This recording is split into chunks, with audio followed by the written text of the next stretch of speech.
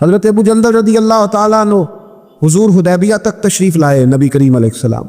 ادھر سے حضرت ابو جندل جو تھے یہ وہ دلیر صحابی تھے کہ ان کے والد نے انہیں زنجیروں سے باندھا ہوا تھا، ہاتھ میں بھی زنجیریں تھیں، پیروں میں بھی زنجیریں تھیں، اور ان کا باپ روز ڈنڈوں سے مارتا تھا۔ انہیں پتہ چل گیا کہ نبی پاک صلی اللہ علیہ وسلم یہ حدیبیہ تک آ گئے۔ حضرت ابو جندل کمرے میں قید تھے، باپ اور بھائی نے قید کیا ہوا تھا۔ انہوں نے اپنا سر مار مار کے کھڑکی کو تو کھڑکی توڑی۔ ڈاکٹر احمد عبد الرزاق نے اسیرۃ النبویہ میں لکھا ہے کھڑکی توڑ کے باہر آئے، دیگر کتابوں میں بھی ہے یہ روایت۔ باہر آئے جب حضرت مولا علی شیر خدا فرماتے ہیں ہم نے حدیبیہ کی شرائط لکھ لی تھی۔ ان شرائط میں ایک شرط یہ تھی کہ مکے سے جو شخص آئے گا حضور ساتھ نہیں لے جائیں گے، اور وہاں بھی جائے گا تو پناہ نہیں دیں گے، اور اگر مدینے کا وہاں چلا گیا تو وہ واپس نہیں کریں گے۔ اس وقت تو یہ شرط بڑی کمزور لگتی تھی، پر سب سے زیادہ فائدہ اسی شرط نے اسلام کو عطا فرمایا، اس لیے کہ جو آدمی مکے سے آتا تھا اسے پتا تھا مدینے تو حضور کے پاس رہ نہیں سکتا، حضور نے وعدہ کر لیا، مکے واپس جا نہیں سکتے تھے۔ وہ کسی تیسرے شہر میں جا کے بیٹھتا تھا تو صحابی جب تیسرے شہر میں بیٹھتے تھے تو سارے کا سارا شہر ہی مسلمان ہو جاتا۔ اس شرط کی برکت سے کئی شہروں تک دین پھیل گیا۔ حضرت ابو جندل قید تھے، ان کے والد نے بھائی نے قید کیا ہوا تھا، یہ کھڑکی توڑ کر کے آئے۔ میرے دوستو جب حدیبیہ میں پہنچے تو حضرت علی کہتے ہیں کہ اس رستے سے یہ چل کے آئے تھے، چونکہ پیروں میں زنجیریں تھیں تو جہاں سے چل کے آ رہے تھے خون بہتا آ رہا تھا۔ فرماتے ہیں آ کے حضور کے سامنے کھڑے ہوئے تو بڑے درد سے روئے، بڑے درد سے، یا رسول اللہ مجھے چھوڑ کے نہ جائیے گا، میرا باپ ڈنڈوں سے مارتا ہے، تو مجھے بتا باپ کبھی ایسے چھوڑ کے چلا جائے اور مرشد چھوڑ کے چلا جائے تو کچھ چیز باقی رہتی ہے؟ لیکن عشق جب سچا ہوتا ہے تو میں شروع میں کہہ چکا، پھر محبوب پہ غصہ نہیں آتا، پھر کوئی بات ایسی نہیں ہوتی جو دل میں رہ جائے۔ میرے کریم رسول صلی اللہ تعالیٰ علیہ وسلم کے سامنے درد سے روئے، یا رسول اللہ چھوڑ کے نہ جائیے گا، حضور یہ دیکھیں میرا باپ مجھے ڈنڈوں سے مارتا ہے۔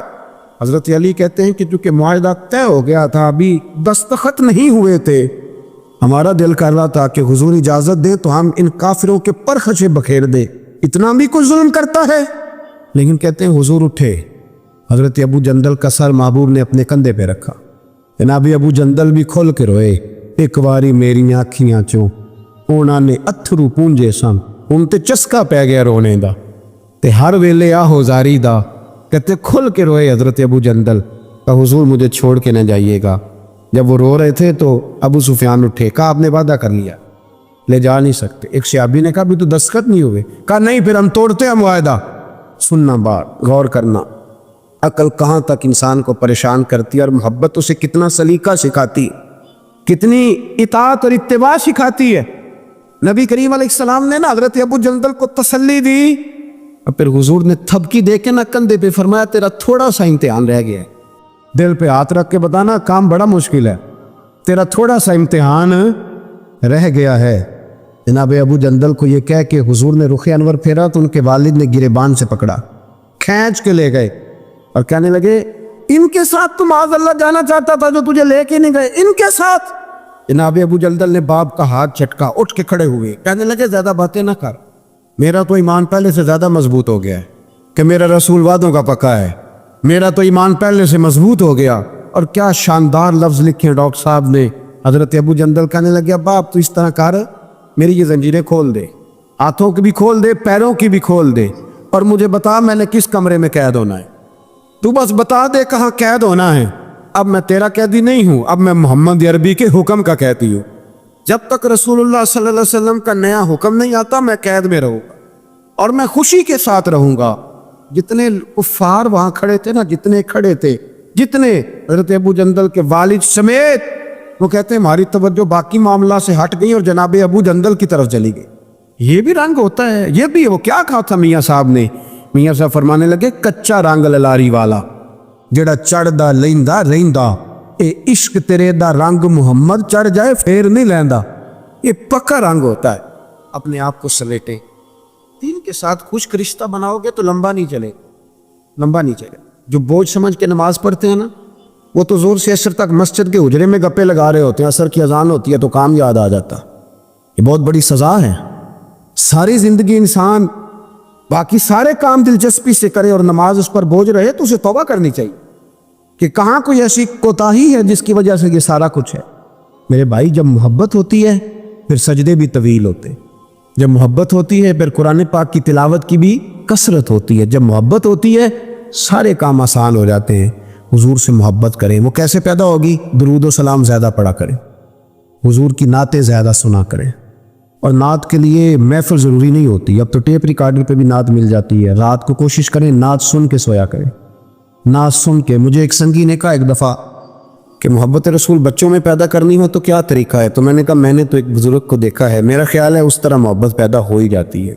एक है मैं तकरीर कर रहा हूँ मोहब्बत रसूल पे, तो ये तो कई दफ़ा रटे रटाए जुमले भी हो सकते हैं। एक है मेरे बच्चों में जब मोहब्बत रसूल पैदा होगी तो वो मेरा अमल देखेंगे, उससे मोहब्बत करेंगे।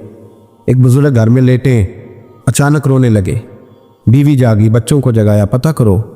बच्चे कहने लगे अम्मा आप पूछे। पूछ के बाहर आई कमरे से, अम्मा अब्बा को क्या है? कि तुम्हारे वाली बात नहीं। इतना ज़ोर ज़ोर से क्यों रो रहे हैं? कोई हकीम तबीब का मामला है, डॉक्टर का, तो बुलाते हैं। कहा बेटा तुम्हारे वाली बात। कहा अम्मा बताएं तो सही माजरा क्या है? कहा बेटा कुछ भी नहीं, तुम्हारे अब्बा को मदीना याद आता, रसूलुल्लाह का शहर याद आता है, उस दर्द से रो रहे हैं। बताओ बच्चों में मोहब्बत रसूल पैदा होगी कि नहीं होगी? वो तड़प आएगी कि नहीं आएगी? वो समझेंगे ना इस बात को कि ये भी एक दुख है, ये भी एक तकलीफ है। लेकिन अगर अब्बा सिर्फ इसीलिए रोए कि 10 लाख डूब गया है, सिर्फ इसीलिए रोए कि वो सामने वाला प्लाट नहीं मिल रहा, तो फिर बच्चों में मोहब्बत नहीं पैदा होती, लालच ही पैदा होता है। अमल हमारा, किरदार, कुछ तो आंसू ऐसे हों जो हमने नबी पाक के लिए संभाल के रखे, जो मदीना शरीफ जाके बहाने हों, महफूज करके रखे हों। मेरी बात पर गौर करें दोस्तों। मजबूती ईमान, तवक्कुल, अल्लाह की ज़ात पर भरोसा। आप कभी मैदान करबला का पूरा नक्शा अपने सामने रखें ना, पूरा नक्शा। 2 चीज़ें हैं, इमाम हुसैन को नज़र आ रहा है अब शहादत हो जाएगी, इतनी बड़ी फौज आई है, खुदा की हिकमत के तकाजे समझ में आ रहे हैं, हालात क्या होंगे समझ आ रही, पर एक लम्हे के लिए भी उनका तवक्कुल कमज़ोर नहीं हुआ। अपने रब पर जो मजबूत भरोसा है, मजबूत। सैयदा तैयबा ताहिरा हज़रत फ़ातिमा ज़हरा रदी अल्लाह ताला अन्हा ऊँट के बालों की बनी हुई चादर ओढ़ कर चक्की पीस रही थी। यहाँ बीबियाँ बड़ा रोती हैं, गरीबी बड़ी है, बड़ी गरीबी है। हालांकि अब कौन बंदा पेबंद वाले कपड़े पहनता है जी, दौर ही गुजर गया। अब तो बड़ी मुश्किल से वो लोग मिलते हैं जो जूता टूट जाए तो गांठ के पहने, वरना तो नए जूते आ जाते हैं। हज़रत सैयदा पाक ऊँट के बालों की बनी हुई चादर ओढ़ के चक्की पीस रही थी। नबी पाक सल्लल्लाहु अलैहि वसल्लम ने देखा, आंखों में आंसू ज़रूर आए, और महबूब ने फरमाया फातिमा दुनिया में थोड़ी सी तकलीफ़ बर्दाश्त करो, क़यामत की सारी इज़्ज़त अल्लाह आपको ही अता फरमाएगा। तो तवक्कुल की मजबूती, अल्लाह की ज़ात पर भरोसा, अपने रब करीम के साथ उम्मीदों का वाबस्ता करना, इससे मजबूती आएगी। दूसरा फरमाया वामिलुस सालिहात, बेहतरीन अमल किया जाए, ज़िंदगी में नेक अमाल किए जाए, वक्त ज़ाया ना किया जाए, हर वक्त कोई ना कोई काम बंदा करता रहे। यहाँ बहुत सारे लोग हैं जिनको लोग नेक कहना शुरू कर देते हैं ना, वो समझ लेते हैं शायद हम सच्ची मुची नेक हैं। लोग जो कहते हैं हज़रत साहब किबला, पीर साहब किबला, मैं ये तालिब इल्मों को, दोस्तों को, बल्कि अपने आप को भी कई दफ़ा कहता रहता हूँ, अपने आप को समझाता हूँ कि ये लोग तुझे कह रहे हैं हज़रत साहब, ये तो रात को तो अपने आप से पूछना, अपने रब से पूछ। कभी मौका मिले तो अपनी गिरेबान में झांक, गौर करके तेरी कैफियत क्या है, तन्हाई में तेरा दिल अल्लाह से जुड़ता है कि नहीं, इबादत में दिल लगता है कि नहीं, खुदा का खौफ दिल में रहता है कि नहीं, गरीब की मोहब्बत, अजीज़ों कुर्बत वालों का एहसास तबीयत में मौजूद रहता है कि नहीं।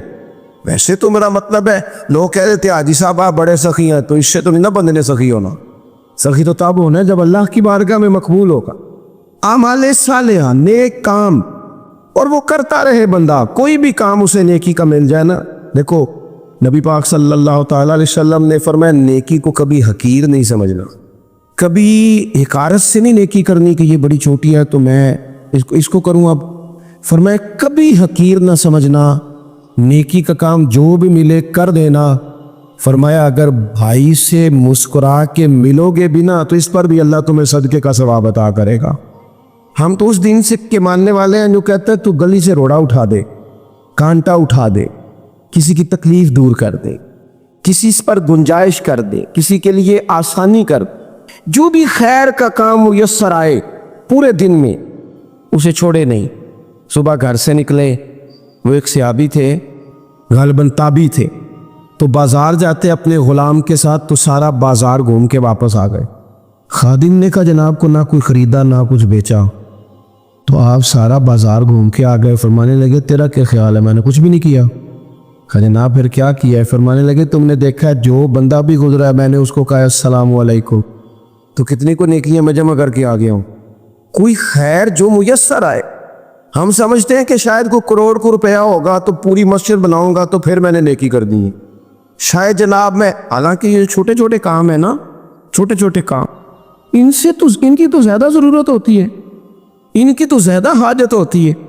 کوئی آپ رستے میں گزر رہے ہیں تو نیچے کوئی کھڈا بنا ہوا ہے, تو اس پر ہم کیا کرتے ہیں, گاڑی میں بیٹھ کے تبصرہ کرتے ہیں اے روڈ کھورے کدوں بڑھنا ہے بھئی, یہ کھڈا ہے نا تو آپ نیچے اترے نا, تو آپ دھابڑا لیں نا, کہیں پکڑے نا, یہ تو 5 منٹ کا کام ہے, یہاں آسانی کر دیں نا, آپ اس میں گنجائش کر دیں.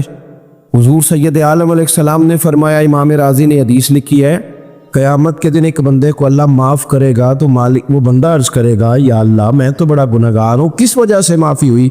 فرمایا رات کے وقت تو گزر رہا تھا, تیرے پیر سے روڑا ٹکرایا تھا اور تو نے اٹھایا ادھر ادھر دیکھ کے کہ کوئی اللہ کے کسی بندے کو تکلیف نہ ہو جائے. کہ مالک کو خوب وہ تو میں نے زمانہ بیت گیا, کوئی اتنی بڑی بات بھی نہیں سمجھی. تو رب کریم نے فرمایا تو رات کے اندھیروں میں بھی میرے بندوں کا خیال رکھتا تھا تو میں تیرا خیال نہ کروں؟ کوئی عمل ہمارے ہاں لوگ کوئی کام نہیں کرتے, بالکل نہیں, کوئی کام نہیں, نہ بڑے نہ چھوٹے نہ سمجھدار نہ ان پڑھ, کچھ بھی نہیں. نشستن گفتن برخاستن, بیٹھو راج کے گپے مارو, تبصرے کرو فلانا کچھ نہیں کر رہا فلانا کچھ نہیں کر رہا, اس کے بعد اٹھ کے چلے جاؤ. کچھ کریں, وعملوا الصالحات, نیکیاں جمع کریں زندگی میں, خزانہ بنائیں, خزانہ, اپنی ڈیوٹیاں اپنی ذمہ داریاں پوری کریں, ہر وقت کام, ہر وقت ذمہ داری, ہر وقت ڈیوٹی. دیکھیں نا امام حسن اور حسین, ان کی آپ کبھی زندگی کا مطالعہ کریں. فرض نماز کے علاوہ 100 رکعت نماز نفل روز پڑھنی, پتہ کرنا ہے غریب کہاں کہاں ہیں, ان کا خیال رکھنا ہے, اور میرے پیسے نہیں دینے. ہمارے لوگ غریبوں کو پیسے ضرور دیتے ہیں, عزت نہیں دیتے. ان کو 4 پیسے کی مدد ضرور کر دیتے ہیں پر عزت نفس کا خیال نہیں رکھتے. امام زین العابدین رضی اللہ تعالیٰ عنہ فرماتے ہیں گزر رہے تھے, آپ دیکھیں نا امام غزالی حدیث لائے ہیں کہ بندہ اور کچھ نہ کرے, کسی مومن کا دل راضی کر دے تو اللہ 60 سال کی نفلی عبادت کا ثواب عطا کرتا ہے. دل بدستاور کے حج اکبرس, از ہزارہ کا بیک دل بہترس. کسی کا دل خوش کر دینا, اس کو راحت دے دینا, اس کو قرار دے دینا, اس کے لیے کوئی ایسا سامان کر دینا کہ بندہ مطمئن ہو جائے, سکون ہو جائے. یہ ہمارے ہاں جو لوگ ہوتے ہیں نا سرکاری ملازمین, ڈیوٹیوں والے, ان کی طبیعتوں میں تلخی ہوتی ہے. یہ اگر صرف پیار کرنے لگ جائے نا, میں کچھ میڈیکل سے وابستہ لوگ میرے احباب میں سے ہیں تو میں ان سے کہتا ہوں کہ شفا تو اللہ نے دینی ہے, چلو تم دعائی تو آج کے دیا کرو نا, تم آنے والے کی بات تو توجہ سے سنو. وہ بیچارہ اپنی بات, ہمارے ایک بزرگ تھے تو تعویذ لکھا کرتے تھے, بڑے عالم تھے. مجھے کچھ تھوڑی سی نا میرے دل میں ان کے بارے میں خفگی رہتی تھی کہ آپ اتنے بڑے عالم ہیں, آپ کتاب لکھیں, آپ تعویذ لکھ رہے ہیں, اور پھر لوگوں نے کمائی کرنی ہوتی ہے, آپ تو مفت دیتے ہیں سارا کچھ. اتنی لمبی ڈیوٹی, سارا دن بیٹھے رہتے ہیں آپ اور لکھتے تعویذ ہیں, پڑھائیں آپ. میں نے ایک دن ان سے گزارش کی, میں نے کہا شیخ آپ بڑے آدمی, جن لوگوں کو اللہ نے رسوخ فی العلم عطا فرمایا ہوتا ہے ان میں سے آپ, اللہ نے آپ کو پختگی دی ہے علم شعوری عالم میں, آپ سارا دن تعویذ. فرمانے لگے یار میں تعویذ نہیں لکھتا, اصل مسئلہ یہ ہے کہ جو تعویذ لینے آتا ہے وہ اپنا سارا دکھ سناتا ہے, تو میں تعویذ نہیں لکھتا, میں نا بس لوگوں کے کلیجے ٹھنڈے کرتا ہوں. میں کسی کا, اب تو بچوں کے پاس ٹائم ہی نہیں, وہ تو ابا کا دکھ نہیں سنتے, بالکل نہیں. وہ تو ڈھونڈتے ہیں کوئی کونا ملے تو جا کے موبائل دیکھے, تو بیٹھتے ہی نہیں. اماں کہہ رہی ہوتی ہے کہ پتر کو 10 منٹ میرے پاس بھی بیٹھا کر, لیکن پتر مصروف بڑا ہے, ویڈیو چڑھانی ہے اس نے, ٹک ٹاک بنانا ہے اس نے نئی تصویر چڑھانی ہے. ہم الجھ گئے. یہ چیزیں انسان کو نفسیاتی طور پر کمزور کر دیتی ہیں. جو لوگ زیادہ یہ کام کرتے ہیں ان کے حافظے کمزور ہو جاتے, وہ الجھ جاتے, انہیں پتہ نہیں ہوتا رات میں نے کیا کہا تھا, صبح میں کیا کہہ رہا ہوں. ہر وقت نہیں, ضرورت کے وقت, ہر ٹائم نہیں, مخصوص اوقات. حضرت امام زین العابدین رضی اللہ تعالیٰ عنہ فرمانے لگے ہم گزر رہے تھے, امام حسین ساتھ تھے, تو رستے میں نہ کچھ غربا غریب لوگ بیٹھ کے کھانا کھا رہے تھے.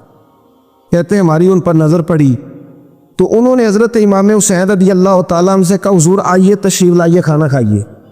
وہ ضروری نہیں ہوتا آپ کو سب کا کھانا پسند ہی آئے, ٹیسٹ اپنے اپنے ہوتے ہیں, یہ ضروری تو نہیں.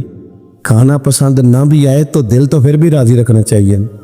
قربان جائیں نبی پاک نے کس طرح ہماری تربیت کی. حضرت عائشہ صدیقہ رضی اللہ تعالیٰ عنہ فرماتی ہیں کریم محبوب کا میں نے یہ طریقہ دیکھا کہ اگر کھانا نا پسند ہوتا تو چھوڑ دیتے, پر کبھی اس میں سے نقص نہ نکالتے, عیب جو ہی نہ کرتے. گرمی کے موسم میں کھڑی ہے بیچاری خاتون اور کتنی مشقت سے اس نے کھانا بنایا اور کتنی گرمی سے ہے چولہے کے سامنے, لیکن صاحب وہ کھانا رکھا ہے تو وہ کہتے ہیں اے تو کی پکایا ہے, وہ کھانے والی چیز ہے بھئی اس طرح کرنا, اب جو اگلی ہنڈی ہے وہ تو پکا. ہاں نہ تو کھڑا ہو, یہ پتہ چلے یہ کام کتنی مشقت کا ہے. زندگی میں کچھ تھوڑا سا دوسروں کا خیال رکھنا یہ بھی تو دین کا حصہ ہے نا. آپ اپنی زندگی میں ہمیشہ اپنے لیے سوچیں, کسی اور کا سوچیں ہی نہ. تو میرے عزیز یاد رکھیں گے آپ, امام زین العابدین کہتے ہیں نبی پاک صلی اللہ تعالیٰ علیہ وآلہ وسلم نے نا حضرت امام علی مقام کی, امام حسن اور حسین کی اس طرح سے کچھ تربیت فرمائی تھی کہ غریب پروری ان کے اندر رچ بس گئی, مزاج بن گیا. وہ غربا بیٹھے تھے دسترخوان بچھائے سڑک کے کنارے, تو امام حسین گزرے تو انہوں نے آواز دی. امام صاحب روک گئے, کہنے لگے حضور تھوڑی روٹی نہیں کھا لیتے ہمارے ساتھ. تو امام صاحب آ گئے, نیچے بیٹھ گئے غریبوں کے ساتھ. کوئی جرت کرے نا, چلو امیروں نے تو غریبوں کے ساتھ بیٹھنے کی جرت نہیں کرنی, کو پیر ہی بیٹھ جائے غریبوں کے ساتھ, وہی مہربانی کر دے کہ میں پیر صاحب ہوں قبلہ ہوں تو میں ہی چلو لنگر کھا لو مریدوں کے ساتھ بیٹھ کے. ہماری تو محفلوں میں بھی نا جی نعت خانوں کا, مولویوں کا, دوسروں کا کھانا اور ہوتا ہے, اور غریب آدمی کو شاپر میں چاول ڈال کے دیتے ہیں اور ساتھ اسے کہتے ہیں یہ لنگر شریف ہے. بھئی اگر یہ شریف ہے تبرک ہے تو اے پیر سامنے نہیں سی لنگدا, ہٹتا ہے گلے میں لنگر ان کو. یہ لنگر شریف جو ہے یہ نعت خاں کو بھی تو گزرنا تبرک ہے کہ نہیں. ہاں نہ تو کرو نا, تو جیڑی زیادہ تبرک والی شے ہے وہ پیرانوں بھی تو کھانی چاہیے نا. نعت خاں کو اس کے لیے علیحدہ سے مرغ مسلم اعلیٰ کھانے. میں اکثر دوستوں سے کہتا ہوں چلو میلاد شریف پہ ہی صحیح سب کے لیے اچھا کھانا پکاؤ. چلو جس غریبوں کے بچوں کو بیچاروں کو سارا سال وہ بوٹیوں کے لیے لڑتے ہیں, تم میلاد پہ اچھی روٹی پکا دو تو بچہ جب کھائے گا نا بہت ساریاں بوٹیاں اور چاول, اور اپنے ابا سے پوچھے گا کہ ابا جی آج کی گل ہے, بڑا گوشت پہ لبد ہے. تو ہو سکتا ہے غریب باپ روئی پڑے اور اسے کہے پتر تو آج راج کے کھاج ساڑھے نبی پاک دا میلاد شریف ہے. تو امام حسین رضی اللہ تعالیٰ عنہ نا آ کے غریبوں کے بیچ بیٹھ گئے زمین پہ. انہوں نے کہا کھائیے, تو وہ جس طرح وہ کھا رہے تھے نا سادے برتنوں میں امام حسین کھانا کھانے لگ گئے. میں نے کہا خیر کا کام کوئی بھی ملے اسے ضائع, چلو اور کچھ نہیں کر سکتے تھے, کسی کو سڑک ہی پار کرا دے نابینا کو, چلو اور کچھ نہیں کر سکتے تو آپ کو پتہ ہے کہ سامنے والا بوجھ لے کے گزر رہا ہے, آپ تھوڑا سا ہٹ جائیں روڈ سے, اسے گزر لینے دیں. کوئی تو کام زندگی میں کوئی ارادہ تو خیر کا بندہ کرے. امام حسین بیٹھ گئے, ان کے ساتھ روٹی کھائی, تھوڑی دیر کے بعد اجازت لی, فرمایا جاؤں. کہنے لگے حضور اور کھائیے.